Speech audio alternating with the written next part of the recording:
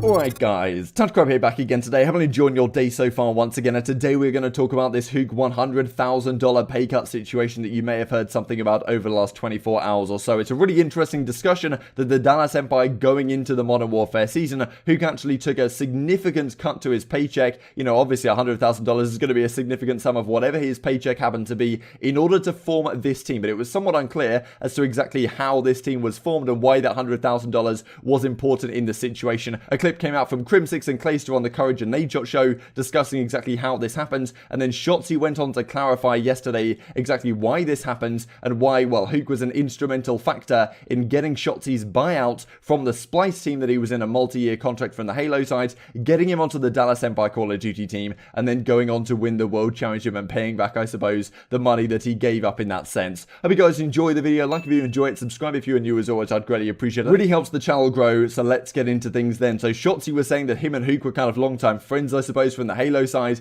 They'd played with each other as like best friends in a sense on some of these old Halo teams, because Huke, of course, went to Halo after he played a couple of events in the Advanced Warfare season when the age restriction fully came into effect with the CWL in Black Ops 3. Huke was, well, too young to play in professional Call of Duty League. He went over to Halo on the Team Envy team, and he was with Team Envy for a very long time. However, as you'll see right here, he actually left Team Envy briefly to go on to Splice at the end of Black Ops 4, because Envy were just having such a bad run. I mean, as you can see, throughout World War II, the Envy team was pretty trash. Slasher ended up leaving this team, went on to Rise Nation and won a couple of events. This team was highly underwhelming through to the World Championship, where they did manage to get top 6, but not too much better than that. And of course, in Black Ops 4, they didn't do great either, right? And Huke has been kind of considered throughout his career, like, is this guy overrated? Because all the pros have always rated Huke very highly, you know, known as Kyler, kind of that's his first name, which is what a lot of people call him in these clips I'm just about to share. But you can see that at the end of Black Ops 4, he actually joined Splice on kind of like, well, like a temporary, like a loan basis, because he obviously wasn't happy with how things were going. And Hastro, again and again over at the Team Envy management,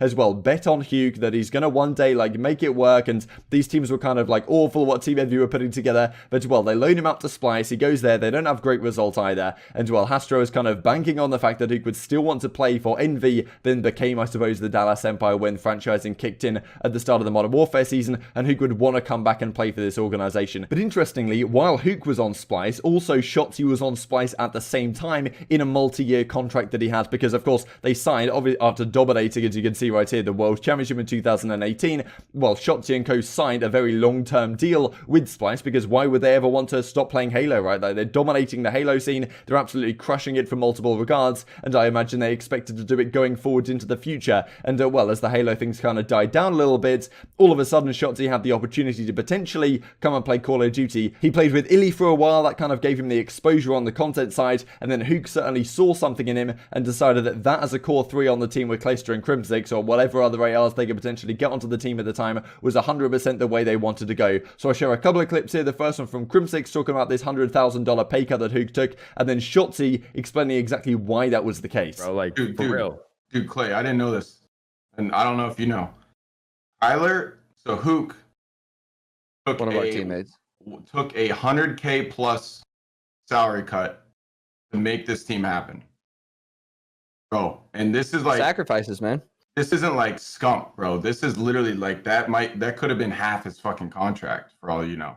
You know what I mean? Like 100K. He's a good kid, man. He understands what he wants, dude. And bro, like, that is insane, dude. When I found that out, I was like, holy shit, bro.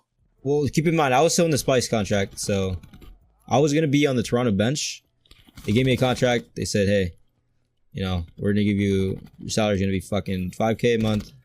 You know, basically just like the sub salary. And then I'm over here in my head thinking, like, that's good. Like, I just want to compete, right? I didn't sign it yet. I was gonna sign it. Like, I literally was gonna sign it because of the fact that I didn't think I was gonna get any offers. I didn't think anyone would like take a chance on me. Kyler literally had like 3 other fucking offers. He was gonna join, like, I forgot, bro, to be honest with you. He had hella teams, bro. He could have fucking joined anyone if he wanted to, right? And then apparently they fell through. All right, so yeah, we formed the team, right? Keep in mind, I'm still in this fucking contract, or I'm not in it. I was underneath a contract, right? I was underneath the Splice contract from Halo. But yeah, anyways, I basically signed a multi-year with Halo, Splice back in Halo, because, you know, I thought I was gonna I thought Halo was gonna be, you know, because our Splice Halo team was fucking godlike, so I didn't plan on like changing. So yeah, I'm in this contract, you know, Splice knows my worth, so they didn't want to sell me. They literally said, yo, we're not going to deal with this. You know, they were negotiating Splice and Envy to get me off. And by the looks of it, it seemed chalked. Just because, like, they kept saying, we're not going to do it. Or Kyler was like, yeah, I would literally do anything. I would take out fucking any amount of salary just to get fucking, you know, Ant. So then, you know, Stro heard that, and then he ended up having to pay fucking... It was a lot of money, basically. Kyler literally took like I don't know how much money it was. I know it's an absurd amount. He should have been getting paid like fucking something crazy, but then like he took a cut just for us to team together. And, you know, at the end, it all worked out for this part. So it seems like the preseason was very chaotic for Shotzzy in the sense that he was talking about Toronto's bench that he was potentially going to go to. I mean, that would have been pretty crazy, right? If he, of course, he would have got some shot in the starting lineup, I am sure, on that team at some point. But, you know, that could have, of course, significantly changed the trajectory of the team if he didn't get on, or the year more generally, really, at both teams, that being Dallas and really the rest of the league, as to what could potentially have been done from the Toronto Ultra and the Dallas Empire side as well. Would they have won the World Championship without him? He's the league MVP, of course. It's highly arguable that they wouldn't have done anywhere near as well if they didn't have Shotzzy on the team. But it certainly seems like Splice and, well, once Huke and Ellie were very clear they wanted to play with him, and it was clear that he no longer had to go onto the Toronto Ultra's bench and, well, rake in the minimum salary, it became increasingly clear that they wanted him on the Dallas Empire for next season. However, Splice and Envy were having some difficult discussions, right? There was certainly a discussion going on as to, you know, how much the buyout's going to be, and he's on this multi-year contract. Like, Envy are going to have to pay a lot of money for it, and Huke was so confident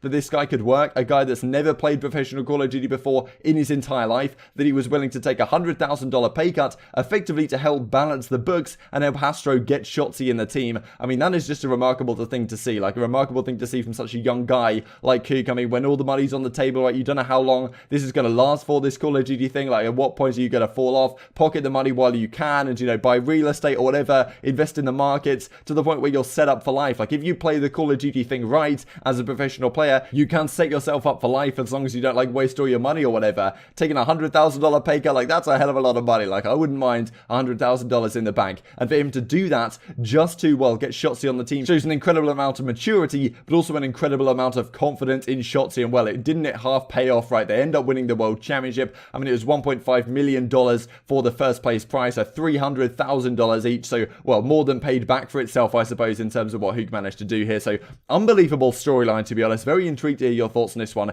in the comment section below. A couple of threads to finish off the video with. I've been sitting on these for a little bit, so I thought I might as well mention them now. There's been this discussion in the amateur community around, well, potentially bringing challengers teams back into the open bracket play. Because you remember back in the past, we used to have, we used to have 4 teams of 4 in the CWL, and then the best 4 teams that came out of the open bracket would then slot into those pools, and, well, most of the time get crushed on Saturday morning. Not all the time, of course. It was a great opportunity to see these, well, amateur players play and make their name in that sense. But as Maven says, I agree there needs to be improvements to challengers, but going back to watching AM teams get 3-0 smoked in pools is not the answer. And Luke, who's a streamer at Team War over in the UK, he wasn't particularly happy with this one. And Maven says, I deleted it because I didn't word it well. But yes, historically, AM teams that played into pools end up getting torched. I think there are better ways to improve challengers. It's never going to be amateur play-ins with franchising, because that kind of detracts, I suppose, from the franchise teams. It doesn't make any sense. But Vortex says, who's on that Team War starting lineup, historically, there were 16 pro teams instead of 12. There has also been upsets every year previously at champs from AM teams that would be embarrassing for $30 million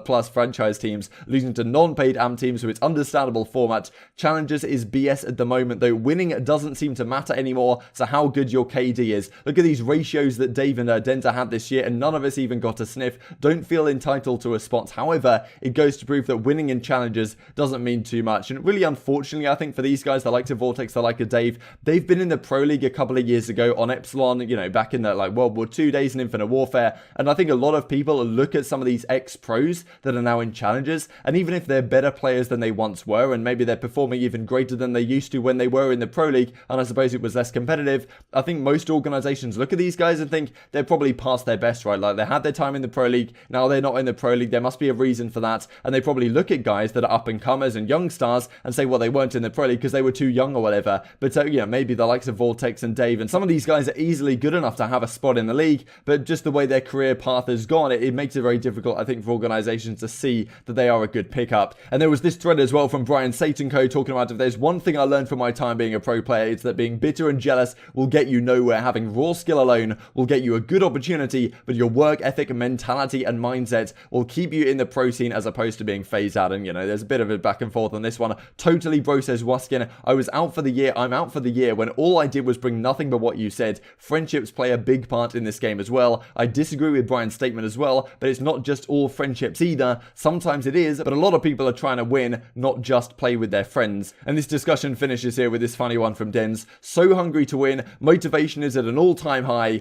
Just want to grind again and prove everyone wrong, says people who couldn't wait to finish scrimming, right? So, yeah, kind of calling out, well, a number of players, I suppose. Doesn't name specific names, but I certainly think there is some truth to this statement. Hope you guys enjoyed the video. Thank you for making it this far. If you did enjoy it or learn something new, I'd greatly appreciate a like on the video. It goes a long way to helping the YouTube algorithm know you like this content, other people may enjoy it too. So to help out the channel and to help grow competitive Call of Duty, click like, click subscribe, and I'll be back here every single day with more content just like this. Thank you for watching as always, and I will see you next time.